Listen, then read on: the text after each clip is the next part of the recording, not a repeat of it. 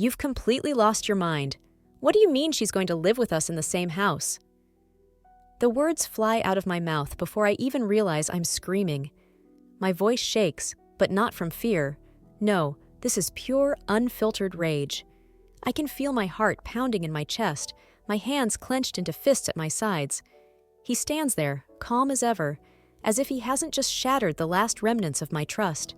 And next to him, her, his ex, the woman I've spent sleepless nights wondering about, the shadow that never fully disappeared from our relationship. Now she's standing in our doorway, her eyes darting between us, lips pressed together in an almost apologetic expression. He exhales, rubbing the back of his neck, like he's the one who's uncomfortable. Good, I think bitterly. He should be. Listen, he says, his tone carefully measured, as if he's trying to handle a wild animal. She's in a bad place right now. She has nowhere else to go. I couldn't just turn her away. I bark out a laugh, sharp and humorless. You couldn't turn her away? My voice trembles on the edge of hysteria. You couldn't say no to her, but you had no problem lying to me, breaking my trust and expecting me to just… What? Welcome her in with open arms? It's not like that, he insists, stepping forward, but I take a step back. I don't want him close. Not now. Maybe not ever again. I turn my gaze to her, forcing myself to really look at her. She's pretty, of course she is. That same soft face, the one I had compared myself to 100 times in moments of weakness. I don't hate her. I don't even blame her. I blame him. Did she know? My voice drops, dangerously quiet now. Did she know that you cheated on me with her? His expression shifts, just for a fraction of a second. That hesitation is all I need. You did tell her, right? I press on, feeling the sharp edges of my anger cutting through the disbelief. Or did you conveniently leave out that part when you invited her to live with us? His jaw tightens. Silence. And that silence tells me everything. I let out a shaky breath, my body suddenly too tired to hold up the weight of my fury. I can't believe this, I whisper, more to myself than to him.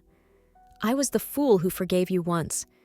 I let myself believe that maybe, just maybe, people change. That love means fighting for something, even when it's hard. I shake my head. But this? This is beyond anything I could ever accept. He finally speaks, but his voice is softer now. She's not a threat to us. I stare at him like he's gone insane. Us? I repeat, tasting the word like poison on my tongue. There is no us if you think I'd ever allow this. This is our home, mine and yours, not hers. For the first time, a flicker of something crosses his face. Uncertainty, regret, I don't know. I don't care. You have until tonight, I say, my voice steady now. My heart still races, but my mind is suddenly clear. Either she stays or I do, but there won't be 3 of us in this house. I don't wait for a response. I turn on my heel and walk away, leaving him standing there with his mistakes and his ex-girlfriend, wondering if this time he's finally lost me for good. When I first met him, I wasn't looking for love. I wasn't searching for someone to sweep me off my feet or change my life. I was content, maybe not perfectly happy, but comfortable in my own little world. And then he appeared, like a force of nature, and nothing was ever the same again. He had this undeniable presence, the kind that made people turn their heads when he entered a room. It wasn't just about looks, though he was handsome in that effortless way that made my heart skip a beat.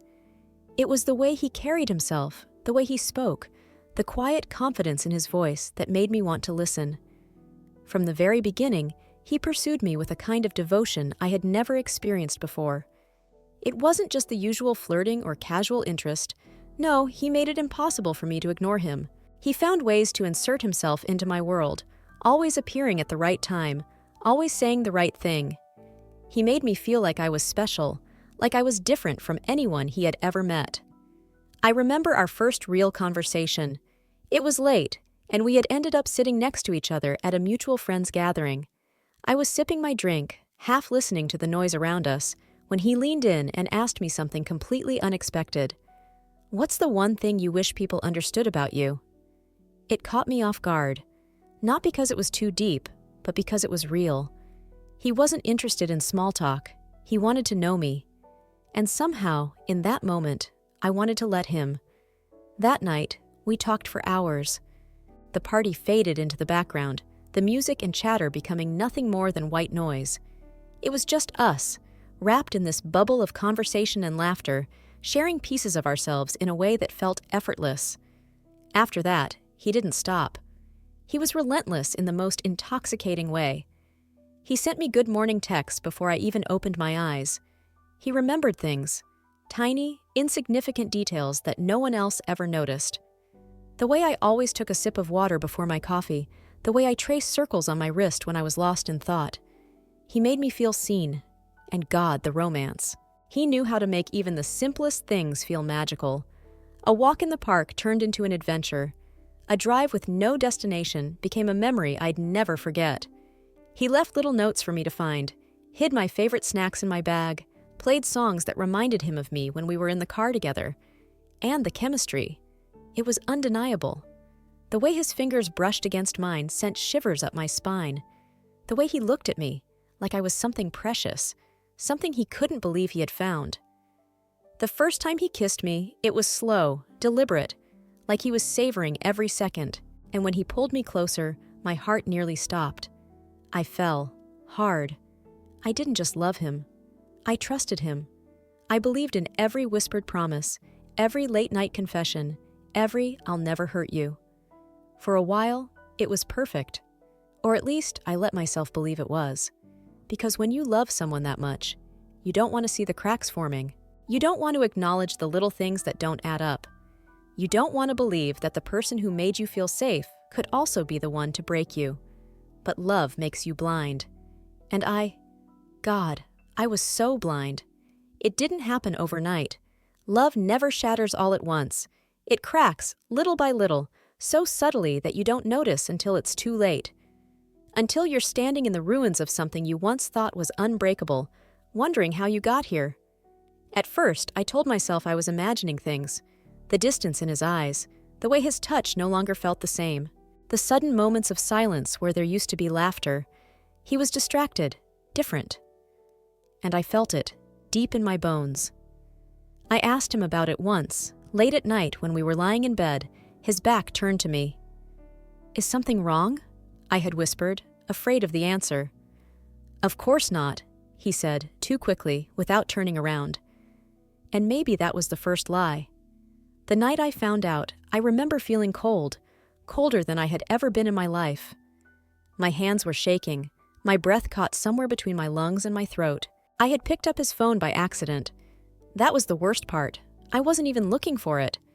I never wanted to be the kind of person who checked their partner's messages, who let doubt eat away at them like poison. But that night, the screen lit up, and her name was right there. And I knew. I knew before I even opened it. The texts weren't long, but they didn't have to be. "I miss you. Wish I could see you. Last night was amazing." I think I stopped breathing. The world around me blurred, and all I could hear was the blood rushing in my ears. He walked in a few seconds later, saw me holding his phone, and I'll never forget the look on his face. It wasn't shock, it was guilt. As if he had been waiting for this moment, as if he had known, deep down, that one day I would find out. "It's not what you think," he started, stepping closer. "Not what I think." My voice came out hoarse, barely above a whisper. "Then tell me, what am I supposed to think?" He didn't have an answer. The fight that followed was ugly. Words I never thought we'd say to each other filled the space between us. I screamed, I cried, I begged him to tell me why. Why he did it. Why she? Why, after everything, I still wasn't enough. And God, he begged too. He swore it was a mistake, that it didn't mean anything, that he loved me, not her, that he was sorry, that he would do anything to fix this. And like a fool, I let him. I let myself believe that love was enough to erase betrayal, that his regret meant something, that we could rebuild what he had broken. I stayed. I let him hold me at night, even when I no longer felt safe in his arms. I let him kiss me, even when all I could taste was the memory of what he had done. I forced myself to smile, to pretend, to push down the bitterness that curled in my stomach every time he said he loved me. But love doesn't work that way. You can't glue shattered glass back together and expect it to be whole again. You can't erase the way your heart clenched when you saw her name on his phone. You can't forget the way your voice broke when you asked him why. And maybe I could have kept lying to myself. Maybe I would have stayed longer, held on tighter, convinced myself that time would fix what had been ruined. But then he brought her into our home. I never saw it coming. Not after everything. Not after the way he had begged me to stay, promised me he would never hurt me again. Not after the way I had fought to believe in him, to believe in us. Yet there she was, standing in our doorway, in our home. And that was the moment I knew. This wasn't just about betrayal. This was about who he was. The phone rang, piercing through the quiet of my small motel room. I already knew it was him. I could feel it, just like I could always feel when he was near, even before he spoke a word. But this time was different. This time, I wasn't waiting for his explanations, his excuses, his pathetic attempts to fix what had already been shattered beyond repair. I picked up, but before he could say anything, I cut him off. "Don't." My voice was calm, steadier than I expected. "I'm done, and this time, you've lost me for good." Silence. For the first time, he had nothing to say. No desperate pleas, no rehearsed apologies. Maybe he had finally realized that there was nothing left to save. I hung up before he could even try. I wasn't going to let him have the last word. When I walked into the house, I didn't speak. I didn't look at him. I didn't even glance at her. I didn't need to.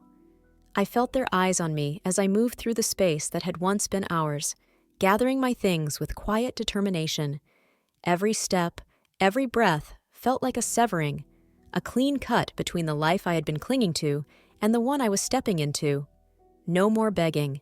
No more second chances. I stuffed my clothes into my suitcase, grabbed the small things that mattered, and left the rest behind. Some things weren't worth taking. Some things belonged to a past that no longer had a place in my future. I could hear him breathing behind me, standing in the doorway like a ghost of someone I used to love. He didn't try to stop me, maybe because he knew, deep down, that it was too late. And then I was gone.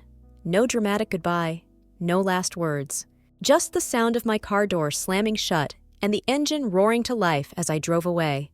Away from him, away from them, away from everything that had become rotten and unbearable. The city blurred in my rearview mirror, and I never once looked back. The highway stretched endlessly in front of me, a dark ribbon leading me far, far away. The road hummed beneath my tires, and for the first time in what felt like forever, I could breathe. Really breathe. At first, the thoughts came in waves, memories of what once was, of the love that had felt so all-consuming, so unbreakable. The laughter, the whispered promises, the nights spent tangled in sheets, believing that forever was something we could actually hold on to. And then came the anger. How dare he? How? After everything? After I forgave him? After I let myself believe that he could change? How dare he betray me like this again? How dare he think I would just accept it? That I would stay and let myself be humiliated? Let myself be treated like I was disposable? I gripped the steering wheel tighter, the weight of it all crashing over me in waves. But beneath the anger, beneath the grief, there was something else. Relief. A deep, undeniable sense of freedom. I wasn't trapped anymore. I wasn't stuck in that endless cycle of loving someone who didn't know how to love me back. I wasn't waiting for the next lie, the next betrayal, the next moment where I had to swallow my pride just to keep the illusion alive. I was done. The road stretched ahead, endless possibilities waiting just beyond the horizon. I didn't know exactly what was next, but for the first time in a long time, that uncertainty felt like hope. The city was different from what I was used to, bigger, louder, unfamiliar, but that was exactly what I needed. When I arrived at my cousin's place, he welcomed me with open arms, though I could see the confusion in his eyes. I hadn't given him much of a warning, just a short call saying I was coming. No explanations, no details, just a desperate need to leave everything behind. But now, standing in his apartment, the weight of the past few days pressing down on me, I knew I couldn't avoid the truth any longer. "All right," he said after we sat down. "You've got to tell me what the hell happened. You show up out of nowhere, and I can tell by the way you look that it's something bad." I sighed, running a hand through my hair. There was no point in hiding it. He was my cousin, my friend, one of the few people I actually trusted. So I told him everything, every single detail, from the way I fell for him so deeply, so completely, to the moment I found out about his betrayal. How I had been stupid enough to forgive him, how I had let myself believe he wouldn't hurt me again. And finally, the last unforgivable insult. His ex, in our home. My cousin sat there, silent, taking it all in. His face was unreadable, but I could tell he was barely holding back his anger. "What a fucking idiot," he muttered under his breath. "I swear, if I ever see that guy, it doesn't matter." I cut him off, shaking my head. "I'm done with him. I don't care anymore." And I meant it. He studied me for a long moment, then finally sighed and leaned back against the couch. "Well, I'm glad you're here. You needed to get out of there." I nodded. "I just want a fresh start." "Then let's make sure you get one," he said, grinning. "Come on, let me show you around. You need to see what the city has to offer." And that's exactly what we did. For the next few weeks, he took me everywhere, to cafes, parks, hidden spots only locals knew about. He introduced me to new places, new people, new experiences. And for the first time in a long time, I felt free. Not broken, not lost, just existing. Of course, the pain was still there, lingering beneath the surface. It wasn't something that could just disappear overnight. But every day, it hurt a little less. And then, one night, everything shifted. I wasn't expecting company when I walked into my cousin's apartment after a long walk alone. But as soon as I stepped inside, I realized he had friends over. The laughter, the low hum of conversation. It was clear they had been hanging out for a while. "There she is," my cousin called, grinning at me. "Come here, meet everyone." I sighed, forcing a small smile. I wasn't exactly in the mood to be social, but I also didn't want to be rude. That's when I noticed him. One of my cousin's friends, tall, confident, with a charm that felt just a little too polished. His eyes lit up the moment he saw me, and I could tell, even before he spoke, that he was interested. "So you're the mysterious cousin," he said, stepping closer. His voice was smooth, self-assured. "I've heard a lot about you." "That's funny," I replied, keeping my tone neutral. "I haven't heard anything about you." My cousin snorted from the other side of the room, amused. The guy, David, I learned, didn't seem fazed. If anything, he seemed even more intrigued. "Then I guess we'll just have to fix that." I rolled my eyes internally. I wasn't in the mood for this. Not now, not anytime soon. David, however, was persistent. Not in an obnoxious way, but in a way that made it clear he wasn't going to give up easily. Every time he came over, he found a way to talk to me. He asked questions, made jokes, tried to find cracks in my cold demeanor. But I wasn't interested. I wasn't cruel. I wasn't going to snap at him or be unnecessarily harsh. But I wasn't going to lead him on either. I kept my distance, answered in short sentences, made it clear that I wasn't looking for anything. Still, he didn't give up. Each time he visited my cousin, he made a point to seek me out, to try again. And each time, I remained just as distant, just as unmoved. Because I wasn't ready. Because love, romance, whatever this was, wasn't something I could even think about right now. And no matter how persistent he was, that wasn't going to change. The night was quiet, but my mind was anything but. I sat on the edge of my bed, staring at my phone screen, my fingers hovering over old photos I hadn't been able to bring myself to delete. Pictures of us, smiling, happy, lost in moments that, at the time, had felt so real, so forever. I told myself I was past this, that I had moved on, that I didn't care anymore. But sitting there, alone in the dim light of my room, the memories crashed over me like a wave I hadn't seen coming. I remembered the way he used to look at me, like I was the only person in the world. I remembered the way he held me, the way he whispered stupid little inside jokes just to make me laugh. I remembered all the promises he made and how I had been foolish enough to believe them. And then I remembered how it had all ended. The betrayal, the humiliation, the ex standing in our home, in my space, like she had every right to be there, like I was the outsider, like I was the one intruding. My chest tightened, a lump forming in my throat.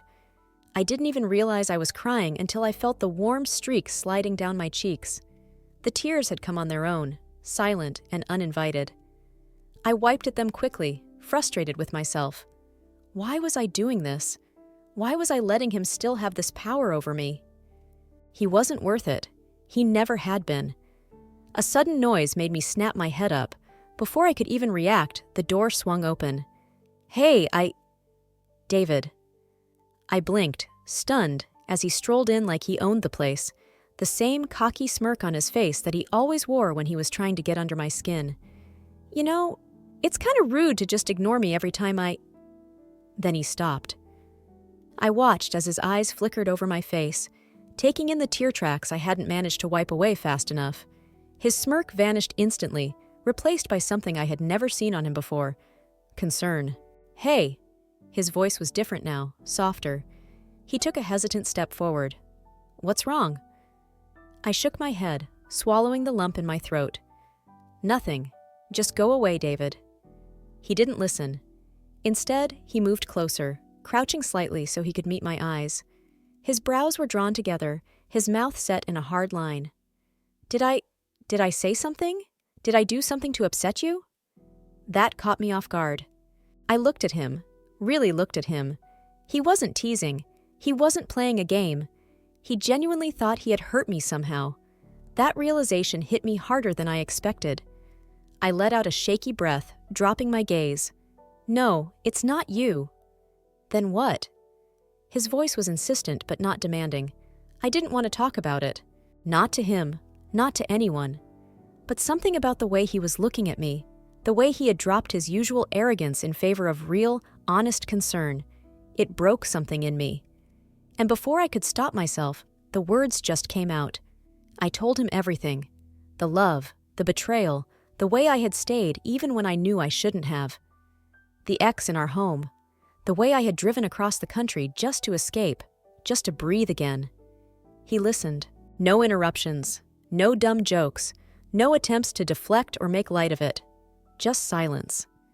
And when I finally stopped talking, when I finally let out that last shaky breath, I expected him to say something dismissive, something like, "Well, he sounds like an idiot," or "You're better off without him," something shallow, something that meant nothing. Instead, he said, "That's messed up. I'm sorry." 2 simple sentences, and somehow they meant everything. I let out a weak, almost bitter laugh. I don't know why I'm even crying. He's not worth it.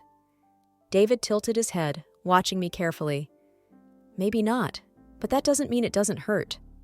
His words settled in my chest like a weight I hadn't realized I was carrying. Then, before I could even process what was happening, he reached out and gently wiped away a stray tear with his thumb. His touch was warm, careful, nothing like the pushy, flirtatious guy I had pegged him as. "I know I probably annoy the hell out of you," he said, a hint of a smile in his voice. "But I hope you know I'm not a complete asshole." I let out a small breath, shaking my head. "You kinda are." "Yeah," he admitted with a smirk, "but I'm also a great listener." I didn't answer. I wasn't sure I could.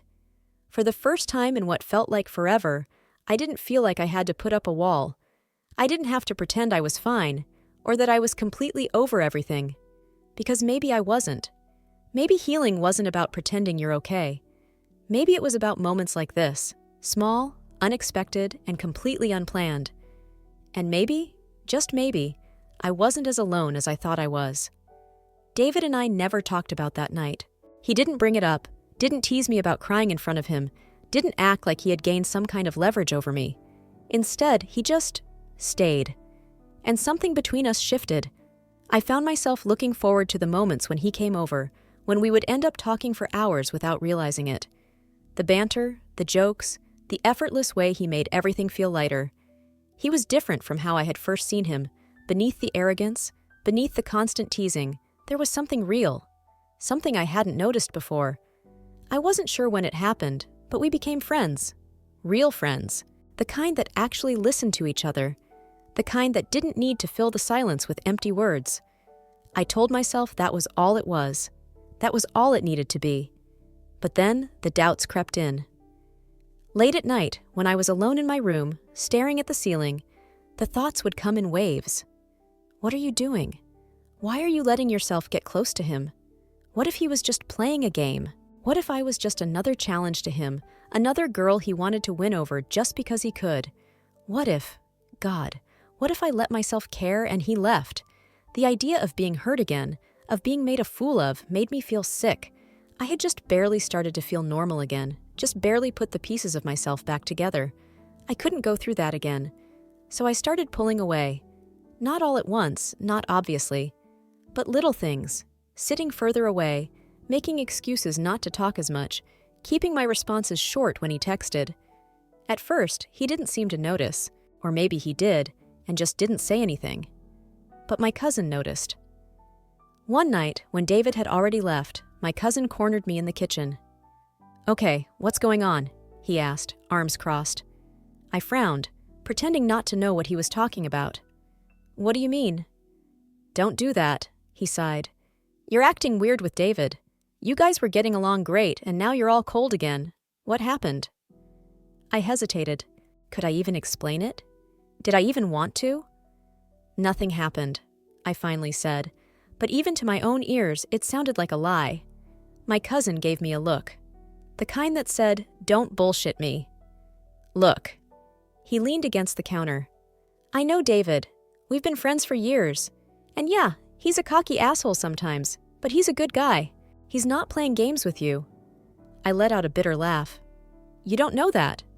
"Actually, I do," he countered, "because I've seen him with other girls, and it's not like this.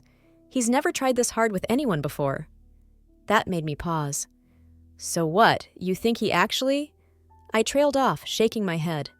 My cousin shrugged. "I think he actually cares, and I think you do too, but you're scared." I opened my mouth to argue, but no words came out, because he was right. I was scared, terrified actually, but maybe, just maybe, some things were worth the risk. And maybe, just this once, I needed to stop running. The knock on the door came out of nowhere. It was late, and the three of us, my cousin, David, and I, had been sitting around in the living room, watching some mindless show, just enjoying a quiet evening. Nothing special, nothing unusual, until that knock. Something in my gut twisted the moment I heard it. I wasn't expecting anyone. Neither was my cousin. And David? He just raised an eyebrow, clearly as confused as we were. Without thinking, I got up and rushed to the door, my heart suddenly hammering in my chest. Maybe it was instinct. Maybe it was some kind of premonition. I pulled the door open, and my entire body froze. "You!" The word ripped out of me like a scream, sharp and disbelieving, echoing through the entire house. Because standing there, on my cousin's doorstep, was him. My ex. His hair was a mess, his clothes wrinkled like he hadn't slept in days. In his hands, he held a bouquet of flowers, pale pink roses, the kind he used to bring me when we were still together. His face was different now, stripped of the arrogance I once knew. He looked wrecked. And before I could process what was happening, he dropped to his knees. "Please," he choked out, his voice cracking. "Please, just listen to me." I stepped back, my breath caught in my throat. A cold wave of nausea rolled over me, my entire body tensing up. "What the hell are you doing here?" I finally managed to say, my voice unsteady. He let out a shuddering breath, gripping the flowers so tightly that his knuckles turned white. "She lied to me," he whispered. "She used me. She stole from me. I lost everything." My stomach twisted. "Good," I spat. "Maybe you finally know how it feels." He flinched, his eyes welling up with tears. "I was wrong," he continued desperately. "I was so wrong. I should have never let you go. I should have never hurt you. I love you. I swear I never stopped loving you." I felt sick. I knew this man. I knew his tricks, his lies, his manipulations. And yet, for one horrible second, some part of me, some small, broken, stupid part of me, remembered the way I used to love him, the way I used to believe in him. And he knew it. He saw that hesitation, and he went in for the kill. "Please, baby," he begged, his voice shaking. "I don't care about anything else. I just need you back. I swear to God, I'll make it right. Just give me another chance." I took another step back, my mind spinning. I couldn't do this. I wouldn't do this. And then, before I could say a word, a voice behind me cut through the air like a blade. "That's enough." David. I felt him before I saw him, the warmth of his presence, the quiet, steady strength in his voice. A second later, he was in front of me, stepping between me and my ex, his stance calm but firm. "Get up," David said, his tone sharp and unwavering. "You're embarrassing yourself." My ex's face twisted, shifting from desperation to something uglier. "Who the hell are you?" David didn't even flinch. "The guy who's not gonna let you manipulate her again." For a second, my ex just stared at him, as if trying to figure out whether he should fight or fold. His hands clenched around the flowers, his jaw tightening. "This isn't your business," he muttered, voice low. "It is when you show up at her door, begging like a pathetic asshole after everything you put her through," David shot back. I watched as my ex's expression wavered. Anger, shame, something else flickering behind his tired eyes. "She loved me," he said, voice hollow. "Yeah," David agreed. "And you threw it away. So now you're gonna do the only decent thing left and walk the fuck away." Silence. For a moment, it felt like the whole world was holding its breath. Then, finally, my ex let out a shaky exhale. He dropped the flowers onto the ground, and then, without another word, he stood up, turned around, and walked away. I didn't move. I didn't breathe. I just stood there, staring at the empty space where he had been. Then David turned to me, his expression softer now, his voice quieter. "You okay?" I let out a breath I didn't realize I'd been holding. And for the first time since this nightmare began, I felt okay, because I wasn't alone anymore. After that night, my ex never showed up again. No more texts, no more calls, no more desperate last-ditch efforts to claw his way back into my life. And for the first time in a long time, I felt free. It was strange how easily life moved forward after that. At first, I expected some kind of lingering weight, a shadow of the past still clinging to me. But it never came. It was as if, the moment he walked away, the last thread that connected me to him finally snapped. And David was always there. We kept spending time together, laughing, talking, sharing pieces of ourselves in ways that neither of us had planned. It was easy, natural. Every day, he became less of my cousin's best friend and more of mine. I didn't realize how much he had become part of my life until one day, I caught myself waiting for him to show up, wondering when he'd walk through the door with that cocky smirk and some ridiculous joke ready to throw my way. Somewhere along the way, he had stopped being someone I tolerated and had become someone I needed. And apparently, I wasn't the only one who noticed.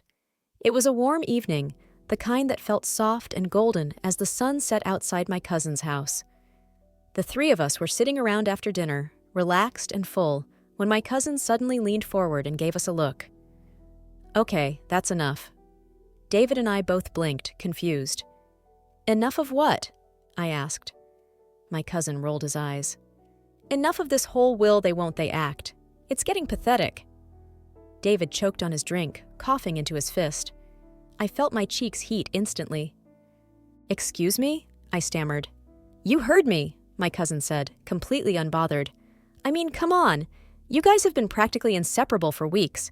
You act like a couple, you flirt like a couple, you look at each other like a couple. Just admit it already." David groaned, rubbing the back of his neck. "Dude, no, seriously," my cousin pressed on, grinning now. "I am begging you to stop acting like awkward teenagers and just make it official." I didn't know what to say, but then I turned to David, and for the first time since I had met him, I saw something I never expected. He looked nervous, not in his usual, fidgety, playful way, but in a real, genuine way. His jaw clenched, his hands tightening into fists against his knees. He swallowed hard, avoiding my eyes, his usual bravado completely gone. I mean, his voice was quieter than usual. He's not wrong. My breath caught. David? No, just let me say this. He inhaled deeply, finally looking at me, and for once, I saw past the teasing, past the flirtation. His eyes held something deeper, something real. I like you, he said, voice firm but a little shaky. Really like you. And yeah, maybe this wasn't the plan, and maybe I wasn't supposed to fall for you, but I did. And I didn't know how to tell you. Because you've been through so much, and the last thing I ever wanted was to pressure you, or make you feel like I was just another guy who… David. He stopped rambling immediately, his face turning even redder. I smiled. A real, soft, warm smile. You're not just another guy, I whispered. His lips parted slightly, as if he couldn't quite believe what I had just said. You make me feel different, I continued. Safe, happy, and I haven't felt like that in a really long time. The tension in his shoulders melted instantly. So, that means? He asked cautiously. I took a step closer, tilting my head playfully. What do you think it means? A slow, relieved grin spread across his face. It means, he said, stepping forward until there was barely any space between us, that I finally get to kiss you. I laughed softly. Took you long enough. And then, finally, he did. It was nothing like my first kiss with my ex. There was no desperation, no fear of losing something fragile. This was steady, warm, safe. It felt right. And for the first time in a long, long time, everything was right.